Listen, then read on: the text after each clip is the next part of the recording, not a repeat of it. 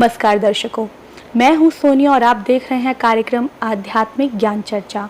तो आइए शुरुआत करते हैं कार्यक्रम की और जानते हैं आर्य समाज प्रमुख के विचार। श्री सुरेंद्र कुमार जी, जो कि वैदिक लेखक एवं प्रवक्ता हैं, साथ ही साथ जो कि गवर्नमेंट पीजी कॉलेज गुड़गांव के प्रिंसिपल भी रह चुके हैं। और हमारे साथ मौजूद हैं श्री धर्मपाल आर्य जी, जो कि आर्य नेता हैं और दिल्ली आर्य प्रतिनिधि सभा के वरिष्ठ उप प्रधान हैं।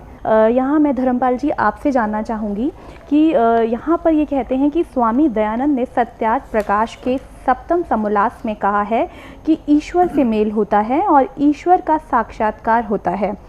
इससे पता चलता है कि स्वामी दयानंद ईश्वर को साकार मानते हैं, क्योंकि मेल और साक्षात्कार साकार का स्थूल ही होता है। इस प्रकार स्वामी दयानंद जो परमात्मा को निराकार मानते हैं, तो क्या उन्हें परमात्मा का ज्ञान नहीं है? इस बारे में आप क्या कहना चाहेंगे? सोनिया जी, आपने बहुत सुंदर प्रश्न किया। दरअसल में मैं अपने दर्शकों को एक बात बताना चाहूँगा कि स्वामी दयानंद ने जो कुछ कहा, जो कुछ लिखा, जो उनके साहित्य में हम देखते और पढ़ते हैं, उसमें एक विशेषता है, वो तर्क और प्रमाण को हमेशा साथ रखते हैं। स्वामी दयानंद ने कोई भी बात कही तो वो तार्किक दृष्टि से पूरी उतरती है और प्रमाण की दृष्टि से वेद, शास्त्र, उपनिषद और दर्शन ग्रंथों का उसमें आधार है। स्वामी दयानंद की कोई भी चर्चा, कोई भी बात तर्क और प्रमाण पर खरी उतरती है। स्वामी दयानंद ने उपनिषदों के अतिरिक्त, दर्शन ग्रंथों के अतिरिक्त वेद को प्रथम प्रमाण के रूप में प्रस्तुत किया है। यजुर्वेद का ही एक मंत्र मैं आपके सामने रखूंगा, सपर्यगात् शुक्रम अकायम। अकायम, यहाँ परमात्मा को वेद में अकायम कहा, उसके शरीर नहीं है, काय नहीं है। स्वामी दयानंद इस बात को मानते हैं, परमात्मा निराकार है, उन्हें इस बात को कहने में कोई हिचक नहीं। वो फंस गए ऐसा नहीं है, क्योंकि ये जाहिरा तौर पर बात है कि आर्य समाज, स्वामी दयानंद और वेद परमात्मा को निराकार मानते हैं। यदि हम बात करें संत रामपाल दास जी की, जिनके बहुत से आरोप हमारे दर्शक देखते हैं, जो कि स्वामी दयानंद की जो किताब जो लिखी गई है उसके ऊपर उन्होंने बहुत से ऐसे आरोप प्रत्यारोप करे हैं। जैसे कि ये कहते हैं, संत रामपाल दास जी कहते हैं कि स्वामी दयानंद ईश्वर को निराकार मानते हैं और ये उनकी सोच गलत है। स्वामी दयानंद ने अपनी सोच को मेंटेन करने के लिए वेद मंत्रों के अर्थों को घुमा फिरा कर उनका अनर्थ किया है, साथ ही उनका ऊट पटांग अर्थ किया है। इस विषय में सर मैं आपसे जानना चाहूँगी, आप ये क्या कहना चाहेंगे और हमारे दर्शकों को इस बारे में थोड़ी जानकारी दें। बंदी छोड़ भक्ति मुक्ति आश्रम बरवाला, जिला हिसार, हरियाणा के संचालक संत रामपाल दास की समस्या यह है कि वे शास्त्रीय परंपरा के व्यक्ति नहीं रहे। इसी कारण उनको शास्त्रीय नियमों की जानकारी नहीं है। उन्होंने विधिवत गुरु चरणों में बैठकर शास्त्रों का अध्ययन भी नहीं किया। वेद वेदांग आदि शास्त्रों का अध्ययन न करने के कारण वे वेद वेदांगों के मर्म को, वास्तविक रहस्य को नहीं समझ पा रहे हैं। वे विशुद्ध रूप से हिंदी भाषा का ज्ञान भी नहीं रखते, उसका शुद्ध उच्चारण वे नहीं कर सकते, और संस्कृत तो उनके लिए बहुत ही कठिन है। उसके नियमों की जानकारी, वेद के अर्थों को करने के नियमों की जानकारी उनको नहीं मिल पाई है। यही कारण है कि वे महर्षि दयानंद के ऊपर आक्षेप लगा रहे हैं अपने अज्ञानता के कारण। महर्षि दयानंद ने वेद वेदांग शास्त्रों को अनेक वर्षों तक गुरु चरणों में बैठकर पढ़ा है, और आश्चर्य की बात यह है कि जो वेदार्थों को न जानने वाला, संस्कृत और हिंदी भाषा के व्याकरण को न जानने वाला व्यक्ति आज उनके अर्थों में दोष निकाल रहा है, वह वस्तुतः स्वामी दयानंद के दोष नहीं हैं, अपितु संत रामपाल दास की अज्ञानता के दोष हैं अथवा उनके अध्ययन के अभाव के दोष हैं। तो महर्षि दयानंद का अर्थ बिल्कुल सही है। संत रामपाल दास का जो अर्थ है वो वैदिक नियमों और संस्कृत ग्रामर के विरुद्ध है। तो दर्शकों, ये थे आर्य समाज प्रमुख के विचार, और आइए अब जानते हैं जगत गुरु तत्वदर्शी संत रामपाल जी के विचार। महाराज जी, परमात्मा साकार है या निराकार है? परमात्मा सर्वव्यापक है या एक स्थान पर रहता है? आप जी के क्या विचार हैं? सतगुरुदेव की जय। बंदी छोड़ कबीर साहिब की जय। बंदी छोड़ गरीबदास जी महाराज जी की जय हो। स्वामी रामदेवानंद जी गुरु महाराज जी की जय हो। गरीब नमो नमो सतपुरुष को नमस्कार गुरु की नहीं। सुर नर मुनि जन साधुआं संतों सर्वस दे नहीं। सतगुरु साहेब संत सब डंडो तुम प्रणाम। आगे पीछे मध हुए तिनको जा कुर्बान। पुण्यात्मा, परमात्मा साकार है और एक स्थान पर विराजमान है, वो नर आकार है। आपको दिखाते हैं ढेर सारे प्रमाण वेदों में कि परमात्मा साकार है, नर आकार है, ऊपर के लोकों में विराजमान है, वहाँ से गति करके आता है और अपने तत्व ज्ञान को स्वयं ही सुनाता है, बताता है। कवियों की तरह वो आचरण करता है। जो ये कहते हैं कि परमात्मा निराकार है और वेदों में निराकार लिखा है, उन्होंने वेदों का कैक है भी पता नहीं। और महर्षि दयानंद पूर्ण रूप से अज्ञानी थे, उनको वेदों का कैक है भी ज्ञान नहीं था। आपके सामने अब ढेर सारे प्रमाण प्रस्तुत करते हैं। पुण्यात्माओं, ये दयानंद के चेले कहते हैं रामपाल ने ना तो संस्कृत आती, ना वो विशुद्ध रूप से उच्चारण कर पाता। अरे भले आदमियों, जैसे कोई बालक है, छोटा सा बच्चा तोतला बोलता हो तो माँ उसकी सारी भाषा समझती है। भी केव चाव है, दूध मांगे है कि रोटी मांगे है। रोटी कहेगा तो भी माँ समझ जाएगी रोटी मांगे है। हाँ, दूध दू करेगा तो भी समझ जाएगी दूध मांगे है। तो नो समझ लो, दास उस परमात्मा का बालक है और मेरा परमात्मा मेरी सारी भाषा समझता है। और इन आचार्यों ने और इन विद्वानों ने, दयानंद के चेलिया ने सारी उम्र खोदी गछामी गछामी करता ने। और ये दयानंद के चेले नो कहे रामपाल ने वैदिक रीति से वेद नहीं पढ़े। ये दयानंद तुमने पढ़ रखे वेद काट दी टाट, ज्ञान भर दिया, कख भी नहीं पता इन लोगों को। और सबसे बड़ी खुशी तो ये मनानी चाहिए, इनको कुछ अकल आनी चाहिए जो विरोध कर रहे हैं दास का, कि ये कहते हैं रामपाल ने संस्कृत नहीं आती और ये सारे ग्रंथ खोल के दर दिए। तो यही दिमाग से काम ले लो, हु इज रामपाल, ये दास है उस परमात्मा का। ये रामपाल दास उस परम पिता का, उस परमेश्वर कबीर देव का दास है। उसकी दी हुई बुद्धि से सब सद ग्रंथों को समझा है। कहते 9 मन सूत उलझिया, ये ऋषि रहे झकमार, और सतगुरु यानी तत्वदर्शी संत ईसा सुलझा दे। उलझन दूजी बार, अब ईसा सुलझा दिया है।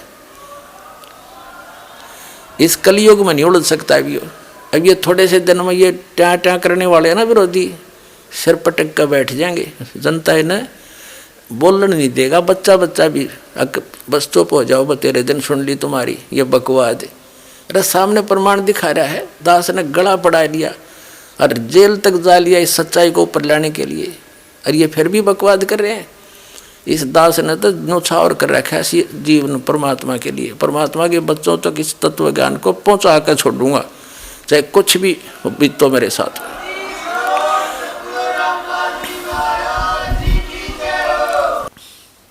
और ये महर्षि दयानंद के अनुयायी विशेषकर जो इस आर्य समाज के अंदर कुछ पद प्राप्त हैं, जो प्रवक्ता हैं, आचार्य हैं, वो अब भी इस सत्य को आँखों देखकर भी ना स्वीकार करना चाहते हैं और न ही समाज को करने देना चाहते हैं, जिसके परिणाम स्वरूप इन्होंने क्रोथा कांड करवाया। ऐसा जालिम कर्म ज्ञान का उत्तर ज्ञान से देना चाहिए, लठों से नहीं। वो तो दुष्ट लोग होते हैं जो हिंसा करते हैं। सतलोक आश्रम क्रोथा को चारों तरफ से गिरवा दिया इन अपने अनुयायियों से, झूठ बोल के, सच्चाई से परिचित ना करवा के। और 3 दिन तक वहाँ सत्संग के लिए उपस्थित भक्तों को वो परेशानी दी, उसको याद करके कलेजा मुंह को आता है। यहाँ आश्रम के अंदर नवजात शिशु, रोगी व्यक्ति, बूढ़े बुजुर्ग आते हैं। पूर्णिमा का अवसर था, सत्संग सुनने के लिए भक्तजन आ रहे थे। कुछ आ चुके थे क्योंकि 9, 10, 11 का सत्संग था जुलाई 2006 में। तो उन दुष्ट लोगों ने आने वाले भक्तों को पीटा, बहन बेटियों के साथ बदतमीजियां की, और पुलिस वहाँ साथ खड़ी थी। क्योंकि हरियाणा का जो मुख्यमंत्री है श्री भूपेंद्र सिंह, ये भी आर्य समाजी है। इन सब को इन्होंने भ्रमित किया, आचार्यों ने, जनता को भी, मुख्यमंत्री को भी, कि आश्रम के अंदर बहुत बुरा कर्म होता है। सच्चाई नहीं बताई कि दानंद के अज्ञान की खाल तार दी, उनको भ्रमित किया। और जिस कारण से पुलिस के समक्ष मुख्यमंत्री की सलाह से 3 दिन तक वो परेशानी पैदा की, हाहाकार आश्रम में मची रही। रोगियों को दवाई नहीं, बच्चों को दूध नहीं, क्योंकि बाहर से कोई भी सामग्री अंदर नहीं आने दी। और 3 दिन भूखे प्यासे भय के वातावरण में जीवन व्यतीत किया। और 12 जुलाई 2006 को, सन 2006 को आक्रमण करवा दिया, चारों तरफ से घेर लिया आश्रम को। आश्रम में उपस्थित भक्तों ने उन बूढ़े बुजुर्ग, रोगी और नवजात शिशुओं की और लेडीज की, बहनों की रक्षा के लिए हवाई फायर किए। और तीसरे दिन हमारे ऊपर एक झूठा केस बनाकर 302 का हमें जेल में डाल दिया, आश्रम छीन लिया, लुटवा दिया। पुलिस की प्रेजेंस में चोरियां करवा दी, एसी तक उठवा दिए। तो पुण्यात्माओं, इस सब जुल्म का कारण वो आचार्य हैं, वो प्रवक्ता हैं, जिनको स्वयं ज्ञान नहीं था कि महर्षि सिद्धांत सचमुच इतना बुद्धिहीन था। न उसको वेद ज्ञान था, न उसको खगोल भगोल का ज्ञान था, और न ही वो समाज सुधारक था। ये उनकी पुस्तकों में लिखा था, दास ने पढ़ा और आपके रूबरू कर दिया। तो इन आचार्यों को, इन प्रवक्ताओं को समस्या पैदा होगी कि तुम्हारे ही अनुयायी तुम्हें धिक्कारेंगे कि अब तक तुम के पढ़ा करते, इसमें क्या बताया तुमने, हमारे को लोक वेद सुनाते रहे।